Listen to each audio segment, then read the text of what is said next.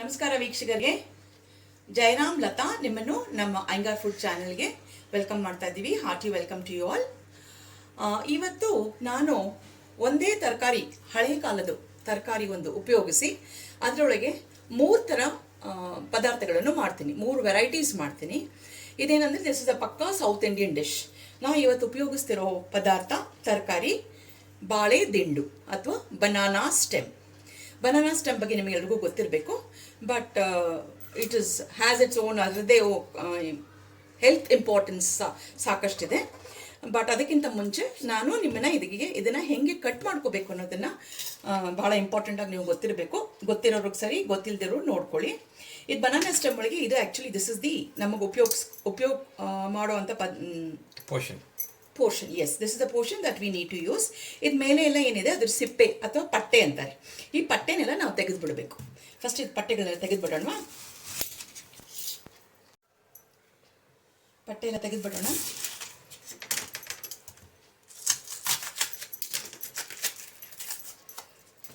ಇದನ್ನು ನಾವು ತಿನ್ನೋಕ್ಕಾಗಲ್ಲ ಇದನ್ನು, ಯಾಕಂದರೆ this is also fibre, but ಇದು ಡೈಜೆಸ್ಟ್ ಆಗೋದಿಲ್ಲ. ಹಾಗಾಗಿ ಇದನ್ನು ಫಸ್ಟು ತೆಗೆದುಬಿಡಬೇಕು.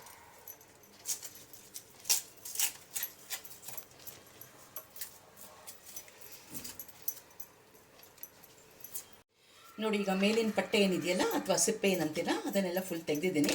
ಇದನ್ನು ತೆಗೆದಿಕ್ಕೆ ಸೈಡಿಗೆ ಇಟ್ಕೊಂಡ್ಬಿಡ್ತೀನಿ. ನಾ ಮಾಡ್ತಿರುವ 3 ತಿನಿಸುಗಳು ಏನಂದರೆ, ಇವತ್ತು ಒಂದು ಸ್ಯಾಲೆಡ್, ಬನಾನಾ ಸ್ಟೆಮ್ ಸ್ಯಾಲೆಡ್ ಅಥವಾ ಬಾಳೆ ದಿಂಡಿಂದ ಸ್ಯಾಲೆಡ್ ಮಾಡ್ತೀನಿ. ಇನ್ನೊಂದು ಬಾಳೆ ದಿಂಡಿನ ಪಲ್ಯ ಮಾಡ್ತೀನಿ. ಮತ್ತು 3ನೇದು ಬಾಳೆ ದಿಂಡಿನ ಸಾಸಿವೆ, ಕಾಯಿ ಸಾಸಿವೆ ಅಂತಾರಲ್ಲ ಅದು. ಓಕೆ, ಇದಕ್ಕೀಗ ನಾನು ಸ್ಯಾಲೆಡಿಗೆ ಫಸ್ಟ್ ಮಾಡ್ಕೊತಿದ್ದೀನಿ. ಕಟ್ ಮಾಡ್ಕೊಳ್ಳೋಕ್ಕೆ ಒಂದು ವಿಧಾನ ಇದೆ. ಇದನ್ನು ಹೀಗೆ ರೌಂಡಾಗಿ ಮಾಡ್ಕೊಳ್ಳಿ. ರೌಂಡಾಗಿ ಮಾಡಿಕೊಂಡ್ರೆ ನಿಮಗೆ ನಾರು ಬರುತ್ತೆ. ಆ ನಾರನ್ನ ಬೆರಳಿಗೆ ಸುತ್ಕೋಬೇಕು.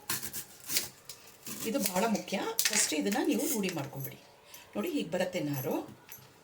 ಈ ನಾರು ನೀವು ಬೇಯಿಸೋಕೆ ಹೋದರೆ ಬೇಯೋದು ಇಲ್ಲ ಇದು. And it's not very good to be consumed also.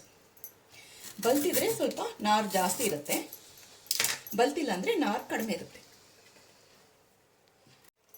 ಈಗ ನಾನು ಎಲ್ಲದನ್ನು ಬಿಲ್ಲೆಯಾಗಿ ಕಟ್ ಮಾಡಿ ಇಟ್ಕೊಂಡಿದ್ದೀನಿ. ನಾರು ಬಂದಿದೆ, ಸುಮಾರು ನಾರು ಬಂತು. ಆ ನಾರನ್ನೆಲ್ಲ ತೆಗೆದಿಟ್ಬಿಟ್ಟಿದ್ದೀನಿ. ಇದು ಸ್ಯಾಲೆಡ್ ಮಾಡ್ತಿರೋದ್ರಿಂದ ನಾನು ಇದನ್ನು ಸ್ವಲ್ಪ ಉದ್ದುದ್ದ ಕಟ್ ಮಾಡ್ಕೊತೀನಿ. ಯೂಶ್ವಲಿ ಬಾಳೆಹಣ್ಣು ಕಟ್ ಮಾಡಿದ್ರೆ ಅದು ಬೇಗ ಕಪ್ಪಾಗಿ ಹೋಗುತ್ತೆ.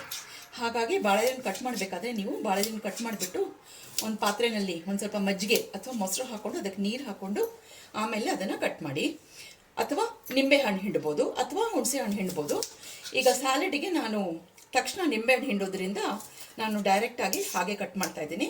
ಮೊಸರಿಗೆ ಹಾಕ್ತಾಯಿಲ್ಲ ಅಥವಾ ಹುಣಸೆ ಹಣ್ಣು ಹಾಕ್ತಾಯಿಲ್ಲ, ನಿಂಬೆಹಣ್ಣು ಹಿಂಡ್ತೀನಿ. ಇವಾಗ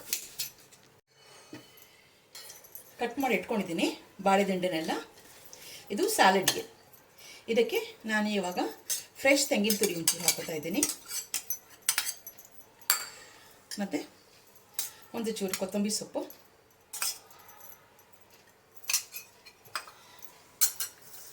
ಒಂದು ನಿಂಬೆಹಣ್ಣು ಹಿಂಡ್ಕೊತೀನಿ.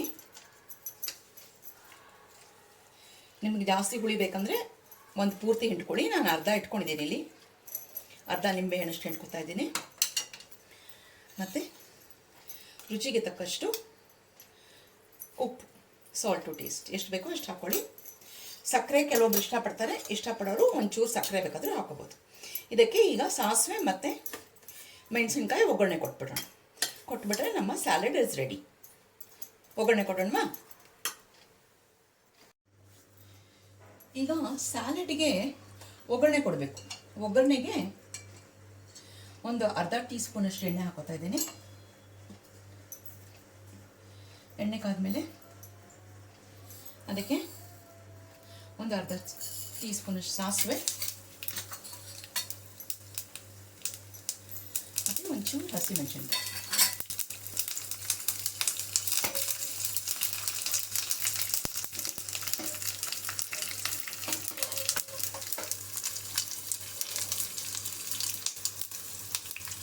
ಇವಾಗ ಇದನ್ನು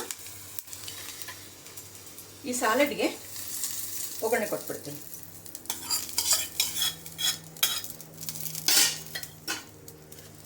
ಒಗ್ಗರಣೆ ಕೊಟ್ಟು ಒಂದ್ಸತಿ ಮೇಲೆ ಒಂಚೂರು ಹಿಂಗೆ ಹಾಕೋತೀನಿ. ಹಿಂಗೆ ಹಾಕೊಂಡ್ರೆ ನಿಮ್ಮ ಬಾಳೆ ದಿಂಡಿನ salad is ready. Banana stem salad is ready. ಇದು ಆರೋಗ್ಯಕ್ಕೆ ಭಾಳ ಒಳ್ಳೆಯದು. ನಾ ಇದ್ರ ಹೆಲ್ತ್ ಬೆನಿಫಿಟ್ಸು ಹೇಳೋ ಅಥಾರಿಟಿ ಇಲ್ಲ, ಬಟ್ ಎವ್ರಿಬಡಿ ನೋಸ್, ಎಲ್ರಿಗೂ ಗೊತ್ತಿರೋ ವಿಷಯ. ಬಾಳೆದಿಂಡು is very good for health. So ಇದು ಸುಲಭವಾಗಿ ಮಾಡ್ಕೋಬೋದು. ಎಲ್ಲರೂ ಮನೇಲಿ ಈ ಬಾಳೆದಿಂಡಿನ ಸ್ಯಾಲೆಡ್ ಮಾಡಿಕೊಂಡು ಸವಿರಿ. ಈಗ ಮುಂದಿನ ಐಟಮ್ಗೆ ಹೋಗೋಣ. ಬಾಳೆದಿಂಡಿನ ಪಲ್ಯ.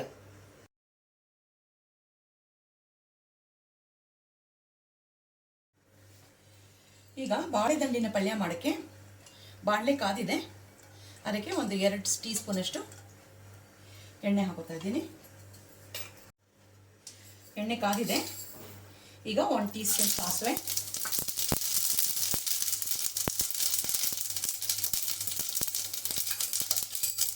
1 ಟೀ ಸ್ಪೂನಷ್ಟು ಕಡಲೆಬೇಳೆ,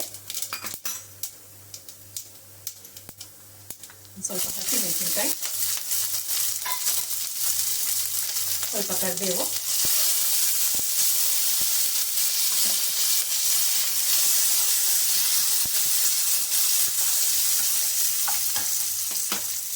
ಮತ್ತು ಹೆಸರುಬೇಳೆನ ನಾನೊಂದು 3/4 ಗಂಟೆ ಕಾಲದಿಂದ 1 ಗಂಟೆ ಕಾಲವರೆಗೂ ನೀರು ನೆನೆಸಿಟ್ಕೊಂಡಿದ್ದೆ. ಆಮೇಲೆ ನೀರೆಲ್ಲ ತೆಗೆದು ಸೋಸಿಟ್ಕೊಂಡಿದ್ದೀನಿ.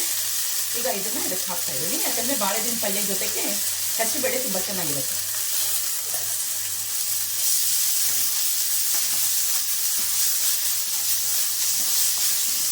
ಹೆಸರುಬೇಳೆ ನೆನೆಸಿರೋದ್ರಿಂದ ಬೇಗ ಬೆಂದ್ಬಿಡುತ್ತೆ.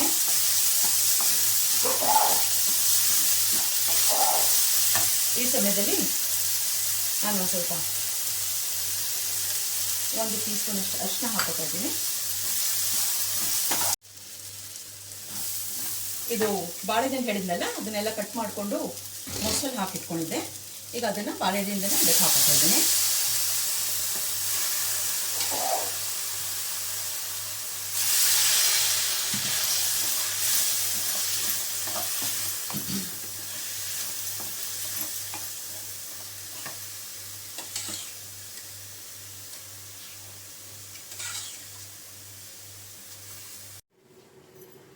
ಬಾಳೆದಿಂಡು ಪಲ್ಯ ಬೇಯ್ತಾ ಇದೆ. ಈ ಸಮಯದಲ್ಲಿ ಇದಕ್ಕೆ ತೆಂಗಿನಕಾಯಿ ತುರಿ ಹಾಕೊಂಡ್ಬಿಡ್ತಾ ಇದ್ದೀನಿ.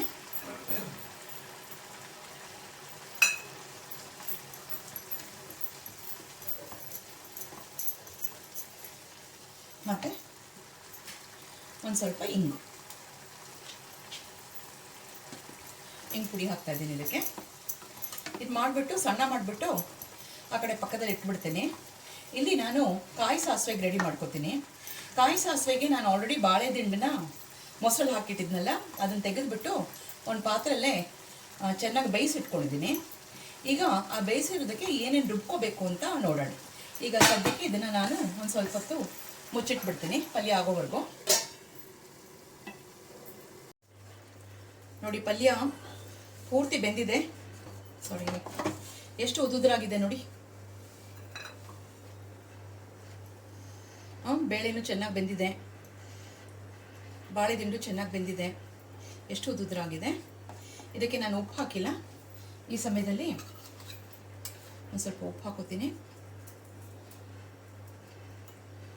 ಒಂಚೂರು ಸಕ್ಕರೆನೂ ಹಾಕೋತೀನಿ, ಯಾಕಂದರೆ ಇದು ಸಕ್ಕರೆ ಜೊತೆಗೆ ಚೆನ್ನಾಗಿರುತ್ತೆ ಟೇಸ್ಟ್ ಇದ್ರದ್ದು. ಬಾಳೆದಿಂಡದು ಸಕ್ಕರೆ ಇಷ್ಟ ಇರಲಾರ್ದವರು ಇದನ್ನು ಸ್ಕಿಪ್ ಮಾಡ್ಬೋದು, ಬಟ್ ನಮಗೊಂದು ಸ್ವಲ್ಪ ಸ್ವೀಟೆಸ್ಟ್ ತಿಂಡಿ ಇಷ್ಟ ಅಂತ ಹಾಕ್ತಾಯಿದ್ದೀನಿ. ಮತ್ತು ಕೊತ್ತಂಬರಿ ಸೊಪ್ಪು ಎಷ್ಟು ಹಾಕ್ಬಿಟ್ಟು ಬಾಡಿಸ್ಬಿಟ್ಟು ಇಟ್ಬಿಟ್ರೆ ನಿಮ್ಮ ಬಾಳೆದಿಂಡು ಪಲ್ಯ ರೆಡಿ. ಈಗ ಬಾಳೆದಿಂಡು ಸ್ಯಾಲಡ್ ಆಯಿತು, ಇದು ಬಾಳೆದಿಂಡು ಪಲ್ಯ. ಇನ್ನು ಮೊಸರು ಸಾಸಿವೆ ಒಂದು ಮೊಸರು ಹಾಕಿ ತೋರಿಸ್ತೀನಿ. ನೋಡಿದ್ರೆ ವೀಕ್ಷಕರೇ, ಸೊ ಎಲ್ಲರೂ ಮನೇಲಿ ಮಾಡಿ ಇದನ್ನು, ಆರೋಗ್ಯಕ್ಕೆ ಬಹಳ ಒಳ್ಳೆಯದು.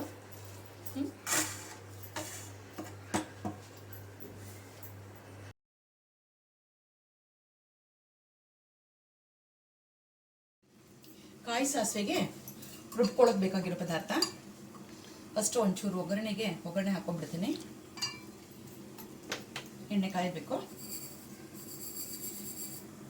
ಎಣ್ಣೆ ಕಾದ್ಮೇಲೆ ಅದಕ್ಕೆ ಒಂದು ಸ್ವಲ್ಪ ಸಾಸಿವೆನೇ ಮುಖ್ಯ ಇದಕ್ಕೆ, ಯಾಕಂದರೆ ಹೆಸರೇ ಅದರದ್ದು ಕಾಯಿ ಸಾಸಿವೆ ಅಂತಿದೆಯಲ್ಲ.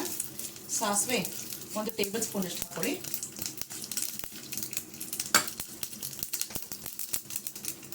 ಒಂದು ಟೀ ಸ್ಪೂನ್ ಅಷ್ಟು ಜೀರಿಗೆ,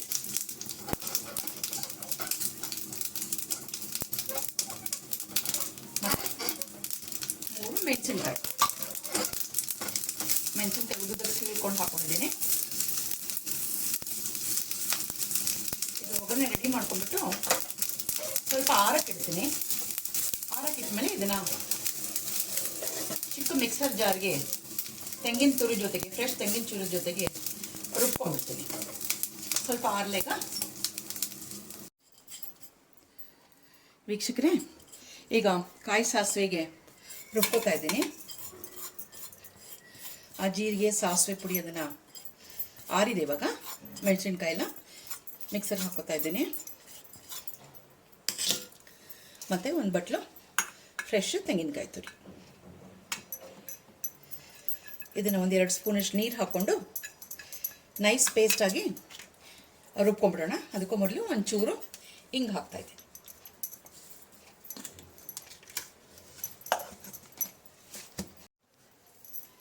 ಕಾಯಿ ಸಾಸಿವೆ ಮಾಡೋಕ್ಕೀಗ ಲಾಸ್ಟ್ ಸ್ಟೇಜು. ಬಾಣಲೆ ಇಟ್ಟಿದ್ದೀನಿ. ಅದಕ್ಕೆ 1 ಸ್ಪೂನಷ್ಟು ಎಣ್ಣೆ ಹಾಕ್ಕೊಂಡಿದ್ದೀನಿ.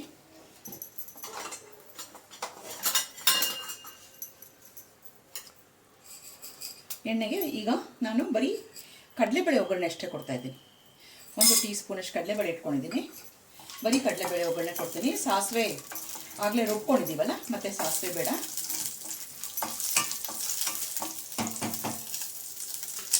ಮತ್ತು ಬಾಳೆ ದಿಂಡಿ ಹಿಂಗೆ ಬೇಯಿಸಿಟ್ಕೊಂಡಿದ್ದೆ ಅಂತ ಹೇಳಿದ್ನಲ್ಲ, ಅದನ್ನು ಹಾಕೋತಾ ಇದ್ದೀನಿ ಇವಾಗ.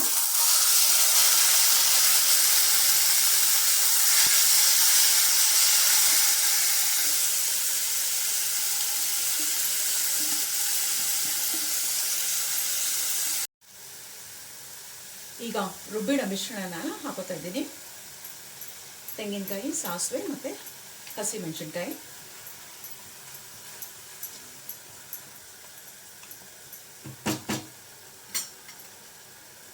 ಒಂದು ತೊಟ್ಟು ನೀರು ಹಾಕ್ಕೊಂಡ್ಬಿಡೋಣ, ವೇಸ್ಟ್ ಆಗೋದು ಬೇಡ.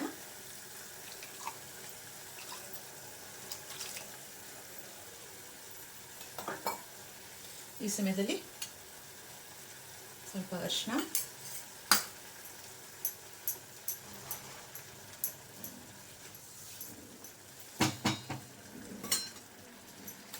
ಉಪ್ಪು ಕ್ವಾಂಟಿಟಿ ನೋಡ್ಕೊಂಡು ಹಾಕ್ಕೊಳ್ಳಿ, ಉಪ್ಪು ಎಷ್ಟು ಬೇಕು ಅಂತ.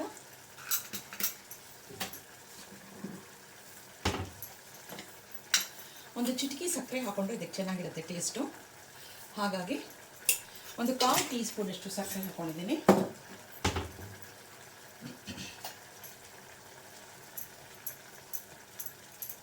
ಮತ್ತು ಯಥೇಚ್ಛವಾಗಿ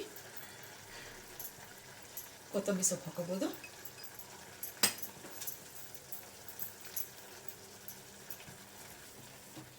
ಚೆನ್ನಾಗಿ ಕುದಿಲಿ ಇದು.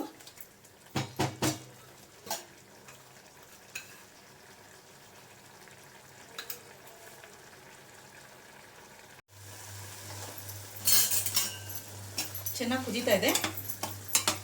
ಕುದ್ದು ಒಂದು ಸ್ವಲ್ಪ ಗಟ್ಟಿ ಆಗಲಿ. ಗಟ್ಟಿ ಆದಮೇಲೆ ಸ್ವಲ್ಪ ಆರಕ್ಕೆ ಬಿಡ್ತೀನಿ. ಆರಕ್ಕೆ ಬಿಟ್ಮೇಲೆ ನನಗೆ ಎಷ್ಟು ಪ್ರಮಾಣದಲ್ಲಿ ಬೇಕೋ ಅಷ್ಟು ಪ್ರಮಾಣಕ್ಕೆ ತೆಗೆದು ನಾನು ಮೊಸರು ಹಾಕೋತೀನಿ. ಈಗ ನೋಡಿ, ನೀರಿನ ಅಂಶನೂ ಎಲ್ಲ ಹೋಗಿದೆ. ಇನ್ನೊಂದು 1 ನಿಮಿಷ ಬಾಡಿಸ್ಬಿಟ್ಟು ಆಫ್ ಮಾಡಿಬಿಡ್ತೀನಿ. ಆಫ್ ಮಾಡಿಬಿಟ್ಟು ಆರಲಿ, ಆಮೇಲೆ ಅದಕ್ಕೆ ಗಟ್ಟಿ ಮೊಸರು ಸೇರಿಸ್ತೀನಿ. ವೀಕ್ಷಕರೇ, ಇದು ಆರಿದೆ. ಈಗ ಒಂದು ಬಟ್ಲಿಗೆ ನಮಗೆ ಒಂದು ಹೊತ್ತಿಗೆ ಎಷ್ಟು ಬೇಕೋ ಅಷ್ಟು ಮಾತ್ರ ತೊಗೋತಾ ಇದ್ದೀನಿ. ತೊಗೊಂಡ್ಬಿಟ್ಟು ಇದಕ್ಕೆ ಒಂದು ಸ್ವಲ್ಪ ಗಟ್ಟಿ ಮೊಸರು ಇದೆ, ಮೊಸರು ಹಾಕೋತಾ ಇದ್ದೀನಿ.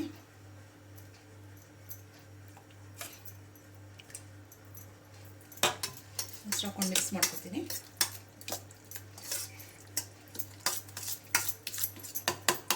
ಇನ್ನೊಂದು ಚೂರು ಹಾಕೋತೀನಿ.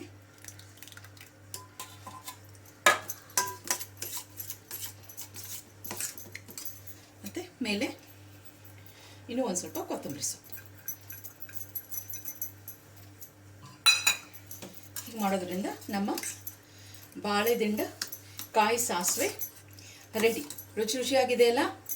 ನಮಗಂತೂ ಬಾಯಲ್ಲಿ ನೀರು ಉಡ್ತಾ ಇದೆ, ಬೇಗ ಊಟ ಮಾಡಬೇಕು ಅನ್ನಿಸ್ತಾ ಇದೆ. ಸೊ ಬಾಳೆದಿಂಡಿನ ಸ್ಯಾಲಡ್ ಮತ್ತು ಬಾಳೆದಿಂಡಿನ ಪಲ್ಯ, ಹೆಸರುಬೇಳೆ ಹಾಕಿರೋ ಪಲ್ಯ ಮತ್ತು ಬಾಳೆಹಣ್ಣಿನಿಂದ ಕಾಯಿ ಸಾಸಿವೆ ತಿನ್ನೋಕ್ಕೆ ನಮ್ಮ ಸಲೈವರಿ ಗ್ಲ್ಯಾಂಡ್ಸ್ ಎಲ್ಲ ಓಪನ್ ಆಗಿಬಿಟ್ಟಿದೆ, ಸಿಕ್ಕಾಪಟ್ಟೆ ಬಾಯಲ್ಲಿ ನೀರು ಬರ್ತಾಯಿದೆ. ಊಟ ಮಾಡೋಣ. ನೀವು ಇದನ್ನೆಲ್ಲ ಮನೇಲಿ ಟ್ರೈ ಮಾಡಿ, ಇದೇ ರೀತಿ ಮಾಡಿಕೊಂಡು ಸವಿರಿ ಊಟನ. ಆರೋಗ್ಯಕ್ಕೆ ಬಹಳ ಒಳ್ಳೆಯದು ಬಾಳೆದಿಂಡು. ಮತ್ತು ನಮ್ಮ ಚಾನಲ್ಸ್ ಯಾರ್ಯಾರು ನೋಡ್ತಾ ಇದ್ದೀರೋ ದಯವಿಟ್ಟು ಎಲ್ಲರೂ ಲೈಕ್ ಮಾಡಿ, ಶೇರ್ ಮಾಡಿ, ಸಬ್ಸ್ಕ್ರೈಬ್ ಮಾಡಿ, ಮತ್ತು ಬೆಲ್ ಬಟನ್ ಇದೆಯಲ್ಲ ಅದನ್ನು ಪ್ರೆಸ್ ಮಾಡಿ. ಆ ಬೆಲ್ ಬಟನ್ ನೀವು ಪ್ರೆಸ್ ಮಾಡಿದ್ರೇ ನಿಮಗೆ ನಾವು ಯಾವ್ಯಾವ ಫುಡ್ ಐಟಮ್ ಹೊಸದಾಗಿ ಮಾಡಿ ಹಾಕ್ತೇವೋ ಆವಾಗ ನಿಮಗೆ ನೋಟಿಫಿಕೇಷನ್ ಬರುತ್ತೆ. ಮಾಡಿ ನಮಗೆ ನಿಮ್ಮ ಸಪೋರ್ಟ್ ತೋರಿಸಿ. So with this Jayaram and Latha ನಾವು ಇವಾಗ ಸೈನ್ ಆಫ್ ಮಾಡ್ತಾ ಇದ್ದೀವಿ. ಸೊ ಮುಂದಿನ ವಿಡಿಯೋಲಿ ಸಿಗೋಣ. ಅಷ್ಟವರೆಗೂ ಬಾಯ್, ಟೇಕ್ ಕೇರ್.